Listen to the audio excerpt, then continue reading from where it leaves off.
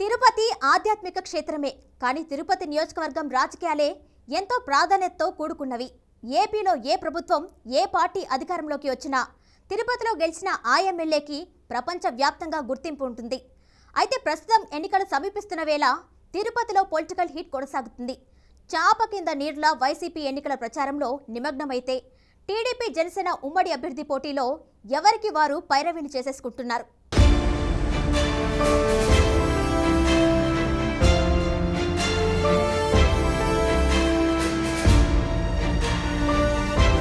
అతి త్వరలోనే ఎన్నికల నోటిఫికేషన్ విడుదల కాబోతోంది. కేంద్ర ఎన్నికల సంఘం ఇప్పటికే దాదాపు కసరత్తు పూర్తి చేసింది. ఆ మధ్య రాష్ట్ర వ్యాప్తంగా ఎన్నికలకు సంబంధించి పలు దఫాలు రాష్ట్ర ఎన్నికల సంఘంతో సమీక్షలు, సమావేశాలు నిర్వహించి కొన్ని కీలక సూచనలు కూడా చేశారు. ఇక ఓటర్ తుది జాబితా సైతం విడుదల చేశారు.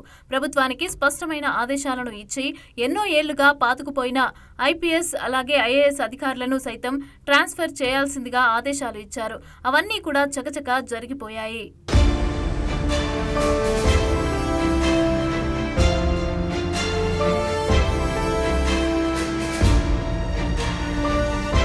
అది అలా ఉంటే తిరుపతి రాజకీయాలు ప్రస్తుతం హాట్ టాపిక్ గా మారాయి. ఇక అధికార వైసీపీ ఇప్పటికే చాలా ప్రాంతాల్లో ఎమ్మెల్యే అభ్యర్థులను ప్రకటించింది.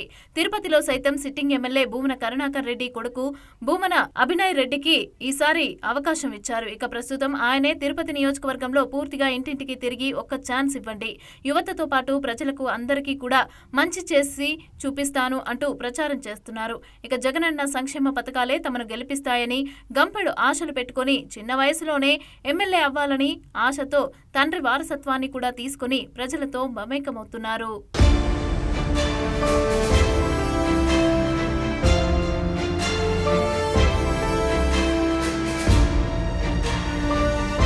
అధికారాన్ని అడ్డుపెట్టుకుని తిరుపతి మాస్టర్ ప్లాన్ లో భాగంగా కొన్ని కోట్ల రూపాయలు టీడీఆర్లో బ్యాన్లలో అవకతవకలకు పాల్పడ్డారనే ఆరోపణలు ఉన్నాయి. తిరుపతిలో రోడ్ల విస్తరణ పనులు జరిగిన దాని వెనకాల పెద్ద కథే నడిచిందని ఇప్పటికీ ప్రతిపక్షాలు ఆరోపిస్తూనే ఉన్నాయి. విచ్చలవిడిగా గంజాయి అమ్మకాలు, యువత పెడదారి పట్టడం, అలాగే ఆధ్యాత్మిక నగరంలో ఇదేం పాడు పనులు అంటూ జనాలు విమర్శలు చేస్తూ ఉండటం ఒక మైనస్ గా చెప్పవచ్చు. టీటీడీకి సంబంధించిన నిధులు తిరుపతికి కేటాయించాలని నిబంధన తీసుకురావడం అప్పట్లో పెద్ద చర్చ జరిగింది.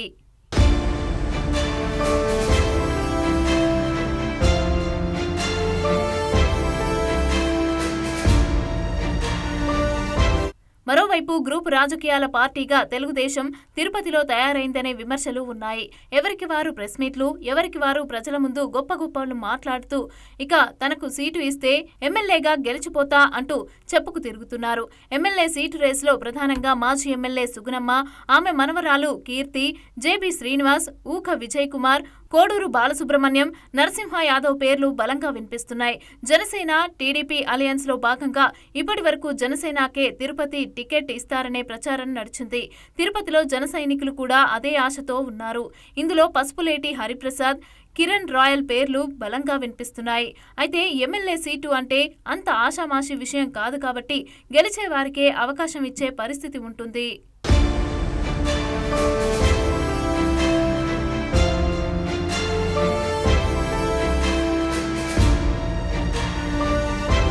అయితే తెలుగు తమ్ముళ్లు ఎవరికి సీటు ఇచ్చినా మేము గెలిపించుకుంటాము అంటున్నారే తప్ప ఎవరు వెనకాల వారు రాజకీయం నడుపుతున్నారు. ఇక ఇది తెలుగుదేశంకి ఒక పెద్ద మైనస్ గా మారింది. రాజకీయ విశ్లేషకులు సైతం చంద్రబాబు తొందరగా మేల్కొనకపోతే తిరుపతి సీటు ఖచ్చితంగా వైసీపీ ఖాతాలోకి వెళ్లిపోతుందని అభిప్రాయపడుతున్నారు.